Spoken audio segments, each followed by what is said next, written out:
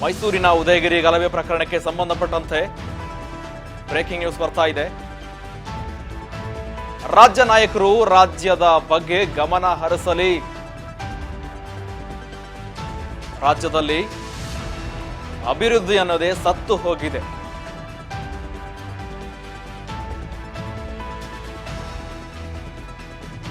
ಜನ ಸರ್ಕಾರ ಇದೆ ಅನ್ನೋದನ್ನ ಮರೆತು ಹೋಗಿದ್ದಾರೆ. ಕಾಂಗ್ರೆಸ್ ಸರ್ಕಾರದ ವಿರುದ್ಧ ವಾಗ್ದಾಳಿ ನಡೆಸಿದ್ದಾರೆ ಎಚ್ಡಿಕೆ ಅವರು.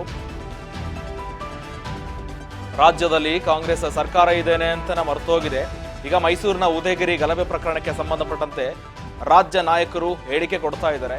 ಈಗ ರಾಜ್ಯದ ಬಗ್ಗೆ ಗಮನ ಇರಲಿ. ರಾಜ್ಯದಲ್ಲಿ ಅಭಿವೃದ್ಧಿ ಅನ್ನೋದೇ ಸತ್ತು ಹೋಗಿದೆ. ಜನ ಸರ್ಕಾರ ಇದೆ ಅನ್ನೋದನ್ನೇ ಮರೆತು ಹೋಗಿದ್ದಾರೆ.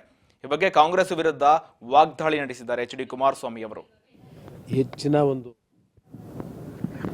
ದೊಡ್ಡ ಮಟ್ಟದಲ್ಲಿ ಪ್ರಚಾರ ಕೊಡೋದಕ್ಕಿಂತ ಹೆಚ್ಚಾಗಿ, ಏಕೆಂದರೆ ರಾಜ್ಯದಲ್ಲಿ ಹಲವಾರು ಸಮಸ್ಯೆಗಳಿದೆ.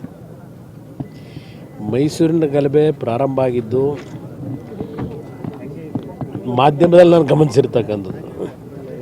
ಯಾರೋ ಒಂದು ಸೋಷಿಯಲ್ ಮೀಡಿಯಾದಲ್ಲಿ ಪೋಸ್ಟ್ ಮಾಡಿದ್ದಾರೆ, ಕೆಲವ್ರಿಗೆ ಅವಹೇಳನಕಾರಿಯಾದಂಥ ಪೋಸ್ಟ್ ಅದು ಅಂತಕ್ಕಂಥ ಹಿನ್ನೆಲೆಯಲ್ಲಿ ಮತ್ತೊಂದು ಸಮಾಜದವರು ಏನೋ ಒಂದು ದೊಡ್ಡ ಮಟ್ಟದ ಗುಂಪನ್ನು ಸೇರಿಸಿ ಕಲ್ಲು ತೂರಾಟಗಳು, ಸರ್ಕಾರದ ಅಧಿಕಾರಿಗಳ ವಾಹನಗಳ ಮೇಲೆ ಕಲ್ಲು ತೂರಾಟ, ಒಂದು ಅಶಾಂತಿಯ ವಾತಾವರಣ ಉಂಟು ಮಾಡಲಿಕ್ಕೆ ಹೊರಟಿದ್ರು.